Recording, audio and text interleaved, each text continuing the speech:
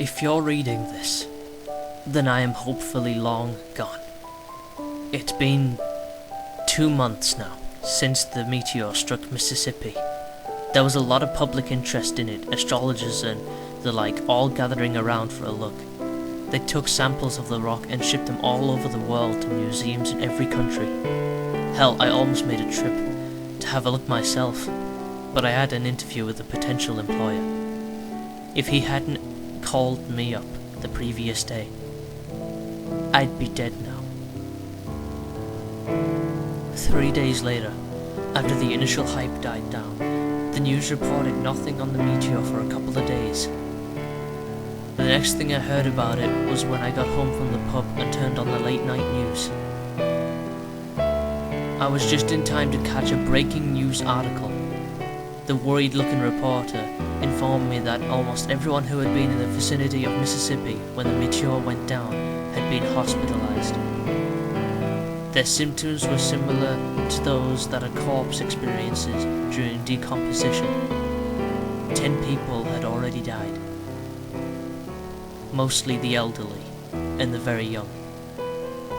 Scientists and geneticists from all over the globe were working frantically to try and find a cure.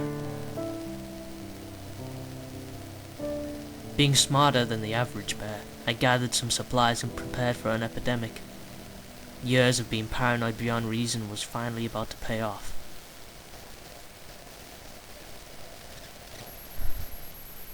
The news the next day had a lighter tone. A Chinese scientist had worked out that the meteor had contained an alien strain of bacteria that slowly broke down flesh tissue. The scientist also remarked that the bacteria were only affecting humans. He had also worked out that if a victim consumed a living being, such as an insect, it would delay the progression of the bacteria, giving the scientists more time to figure out a permanent cure. Anyone who thought they may have contracted the infection was to eat as many live creatures as they could. The reporter also explained that the US Army was attempting to contain the virus. They failed. I had barricaded myself in my house with towels and blankets stuffed into every crack. I had the TV tuned to the news all day and night.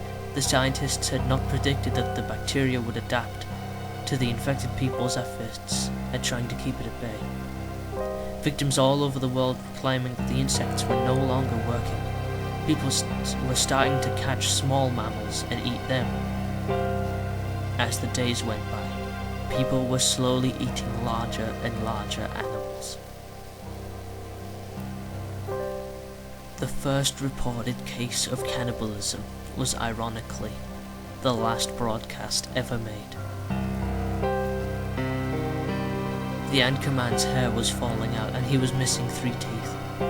He nervously told America that there had been a reported case of cannibalism in southern Europe. He also said that there would be no further broadcasts. All survivors were to lock themselves in their house and not let anyone in. For the next week and a half, I watched the infected shamble up the street, knocking on doors. One of my neighbors, a couple of houses down from me, was stupid enough to open the door. 3 people dragged him out and started biting at his flesh. They started with his arms and legs, trying to keep him alive for as long as possible. They were crying as they ate. Their meal was shrieking in pain, and the 3 people eating him were apologizing furiously through mouthfuls of his arm. I don't think they were unable to control themselves. It looked more like they were disgusted by what they had to do to stay alive.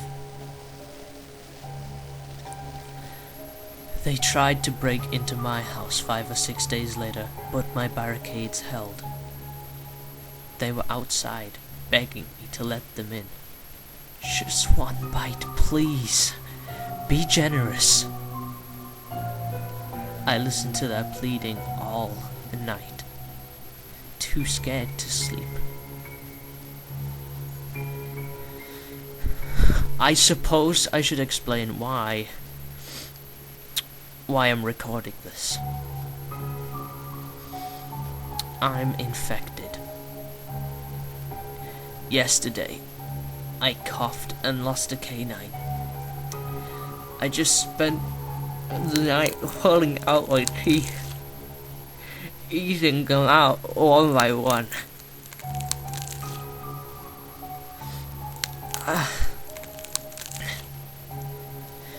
It didn't hurt. They just slid out, like pulling out carrots.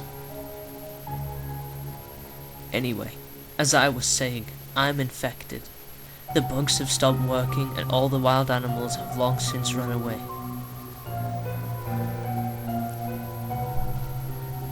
I have decided to lure someone into my house and attack them.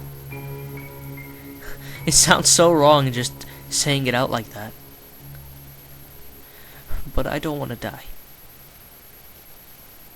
And I'm so hungry. I'm sorry. I'm so sorry.